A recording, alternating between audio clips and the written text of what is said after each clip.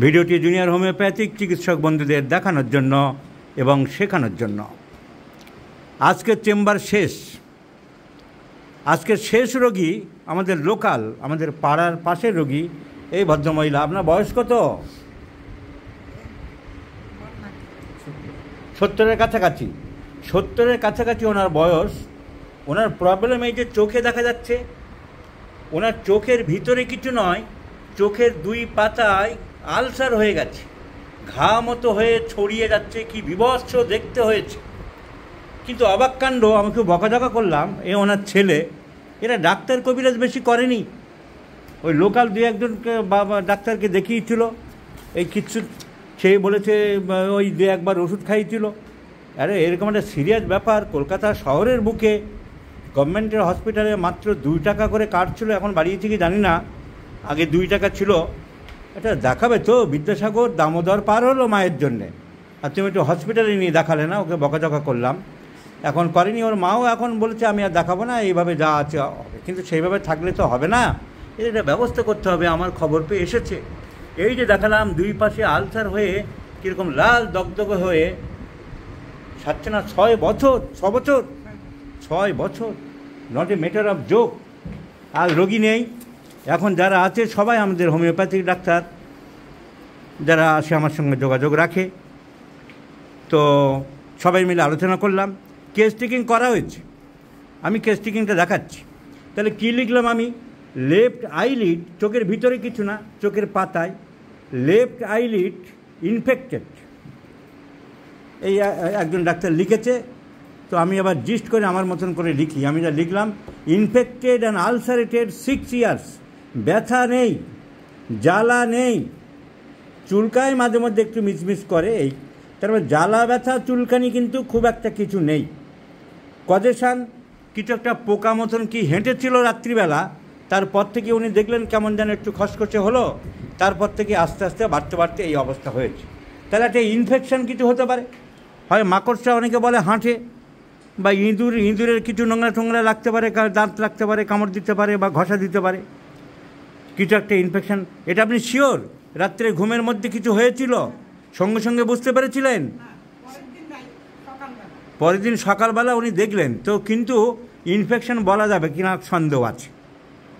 তার কারণ ঘুম থেকে উঠে একটা মানুষ দেখছে আমার এরকম হয়েছে, অনুমান করছে যে কিছু একটা হতে পারে, কোনো রোগ আমার। যদি রাত্রিবেলা ভালো ছিলাম, সকালবেলা ঘুম থেকে উঠে তো অনেক রোগই হয়, ঘাড়ে ব্যথা আরম্ভ হলো, দাঁতে ব্যথা আরম্ভ হলো, তাই বলে আমি ভাববো যে ইনফেকশন হয়েছে, না হতেও পারে।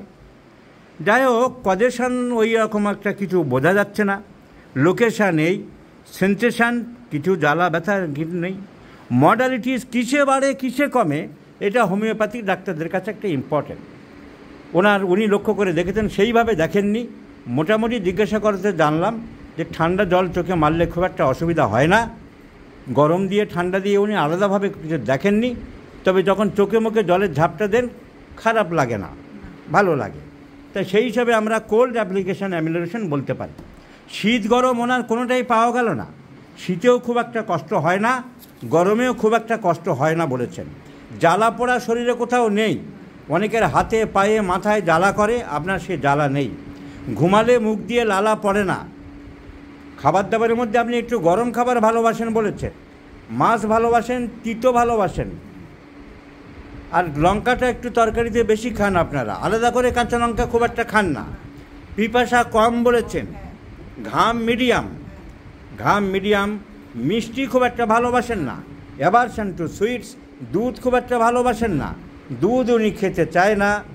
আর সহজে সবাইকে ল্যাকেসিস বলে ভাবছিলাম আমি যে ঠান্ডা জলে একটু রিলিভ হয়, আর এরকম ইনফেকশন যদি থাকে তো ল্যাকেসিসে সেই কাপড় চোপড় যে ঢিলে পড়ে তা ওনার নেই। সবাইকে বিশ্বাস করবে না তা নেই, সবাইকে বিশ্বাস করে। আর ঠাকুর দেবতা একটু রিলিজিয়াস মাইন্ডেড হয়, তাও ওনার নেই। মোটামুটি যেটুকু প্রণাম টনাম করার করে, অত বেশি উনি ম্যানিয়াগ্রস্ত নন। তো ল্যাকেসিসে খুব একটা আমার হিসাবে আসছে না। এখন কী ওষুধ দেখা যায় আবার ভাবতে হবে। এখন আমি আমাদের যেসব ডাক্তারবাবুরা আছে, যারা আসে, তাদের সবার কাছ থেকে শিখছি। বলো কী ওষুধ তুমি ভাবছো? Sulphuric acid. হ্যাঁ, সালফারিক অ্যাসিড। Sulphuric acid. তুমি? লিডাম। লিডামের কারণ কোল্ড রিলিফ, কিছু একটা পোকায় কামড় দিয়েছিল বলে অনুমান করা যাচ্ছে। ডক্টর অভিজিৎ, তুমি ওর লিডামেই ছিলে, এখনো লিডামেই আছো, ওই পয়েন্টেই। ইয়েস, আয়ের উপরে লিডাম সিম্পাইটামের উপরে একটা কাজ আছে, আর ওই পয়েন্টগুলোই আছে। ঠান্ডাতে রিলিফ আছে, আর কিছু একটা ইনফেকশন হয়েছিল মনে করা যেতে পারে। তুমি কিছু বলবে? নাইট্রিক অ্যাসিড এই রক্তের মতো লাল হয়ে আছে মাংস, আর ঠান্ডায় রিলিফ হয়, আর যেহেতু পোকার বিষ থেকে যদি হয়ে থাকে তো নাইট্রিক অ্যাসিডটা পাওয়া যায়। ভিরুলেন্ট পয়জনের উপরে নাইট্রিক অ্যাসিডের একটা কাজ আছে। তাহলে এই হলো ব্যাপার। তুমি কিছু বলবে? হ্যাঁ, সারেন্ডার। তাহলে এবারে চিন্তা করা যাক কী ওষুধ দেবো, আমি একটু ভাবছি। তাহলে আমার সিলেকশান একটু আলাদা আছে, আমি সেটা বুঝিয়ে দিচ্ছি, এবং এদের যে সিলেকশানগুলো আছে সেগুলোকে কন্ট্রাইন্ডিকেট করছি। আমি কারোর সিলেকশানকে কিন্তু অবহেলা করি না, আমি বুঝিয়ে দিই যে আমি এইগুলো মানতে পারছি না এই কারণে। তো লিডাম যারা বলেছে যে ঠান্ডাতে একটু রিলিভ হয়, অ্যাকসেপ্টেড। চোখের উপরে ভালো কাজ করে, কিন্তু এটা চোখের তো নয়, এটা স্কিনের ব্যাপার। জিনিসগুলো আমাদের বুঝতে হবে।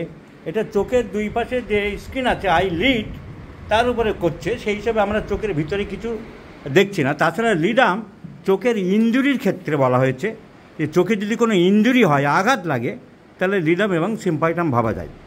আর ওই ইনফেকশন কিছু হয়েছিল কি না, যেটা অনেক দিন আগে হলো, সেটা একটা কজ, এটা লিডামের ভাবা যেতে পারে। তাহলে লিডামের দুটো পয়েন্ট, ইনফেকশন কিছু হয়েছিল কিনা পোকামাকড়ে, আর ঠান্ডাতে একটু রিলিফ পাচ্ছে, সেই হিসেবে লিডাম ভেবেছে। এটা অ্যাকসেপ্টেড, মানা যায়। নাইট্রিক অ্যাসিড যে বলেছে, তুমি বলেছ নাইট্রিক অ্যাসিড যদি পয়জন কিছু লেগে থাকে তাহলে তার উপরে কাজ করে, কিন্তু আমরা পয়জন কিছু লেগেছে সঠিক না। পয়জন তো লাগার কোনো হিস্ট্রি নেই। উনি সকালে ঘুম থেকে উঠে দেখলেন যে আমার এরকম মানে কিছু দাগ মতন দেখা যাচ্ছে কিছু একটা, তারপর থেকে আস্তে আস্তে বাড়লো। কে পয়জন দিতে আসবে?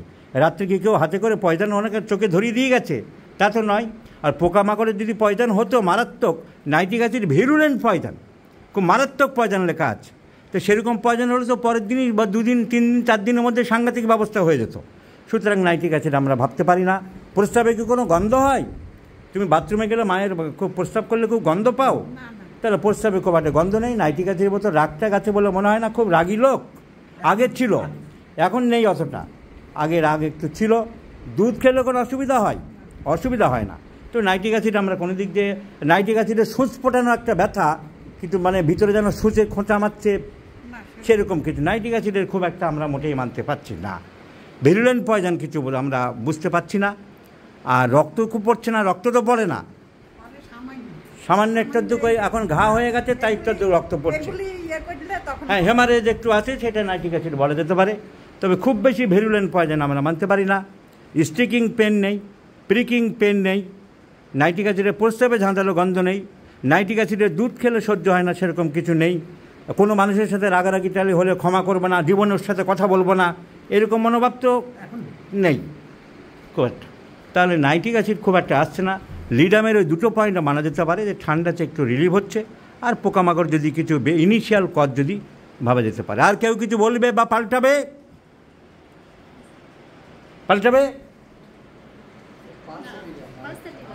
পালসেটিলা কেন? ঠান্ডাতে রিলিফ, থার্স্টলেস আছে। পালসেটিলার দুটো পয়েন্ট আছে, পিপাসা কম। So my selection is fluoric acid. কারণ এটা ডিপ ডিস্ট্রাক্টেড হয়েছে চলছে। Fluoric acid is antipyretic medicine. আস্তে আস্তে একটা সামান্য জিনিস যাই হোক আরোগ্যের থেকে না গিয়ে দুরারোগ্যের দিকে চলেছে। লঙ্কা খেতে ভালোবাসে উনি। লঙ্কা তরকারিতে আলাদা করে না খেলেও তরকারিতে প্রচুর লঙ্কা খায় এবং অভ্যাস করিয়েছে সবার, ওদের বাড়িতে লঙ্কা বেশি হয়। নাইদার রিলিভ বাই হিট নর রিলিভ বাই কোল্ড। ঠান্ডা গরম, মার্কুরিয়াস অ্যান্ড ফ্লোরিক অ্যাসিড, অ্যাম্বিথার্মাল। হয় শীতে খুব বেশি, গরমে খুব বেশি, আর না হলে শীতেও কোনো এফেক্ট করে না, গরমে কোনো এফেক্ট করে না। So ambithermal patient fluoric acid. লঙ্কা খুব খায় fluoric acid, and relief by cold application fluoric acid, and destructiveness runs for last 6 years. So fluoric acid to me is the right medicine. এখন দেখা যাক রেজাল্ট কি দাঁড়ায়। চান করেন কবার গরমকালে? আপনি কি অনেকক্ষণ ধরে চান করতে ইচ্ছা করে? অত বেশি চান করতে ইচ্ছা করে না। তো ফ্লোরিক অ্যাসিডে আর অনেক চান করে, খুব গরম সেরকমও পেলাম না আমরা। তাহলে এমবি থার্মাল লঙ্কা খেতে ভালোবাসে, পাঞ্জেন্ট ফুড, টক কিন্তু খায় না খুব একটা, কিন্তু লঙ্কাটা ভালোবাসে, আর ঠান্ডাতে রিলিফ আমরা, আর এমবি থার্মাল, এই 4টে পয়েন্টে ফ্লোরিক অ্যাসিড ভাবছি। যেহেতু লিডামে 2টো পয়েন্টে বেশি আসছে না, পালসিটেরা 2টো পয়েন্টে বেশি আসছে না, আমার general symptom heat cold relation cover করছে ফ্লোরিক অ্যাসিড। আমার general symptom desire for chilli, লঙ্কা খেতে চাই বেশি, উনি লঙ্কার ভক্ত, এটা কভার করছে। আমার particular symptom relief by cold application cover করছে। সো এবং in general destructiveness, fluoric acid a very destructive medicine. Fluoric acid, nitric অ্যাসিডও ডিস্ট্রাকটিভ, কিন্তু নাইট্রিক অ্যাসিডের অন্য কোনো সিমটম তো কভার করেনি।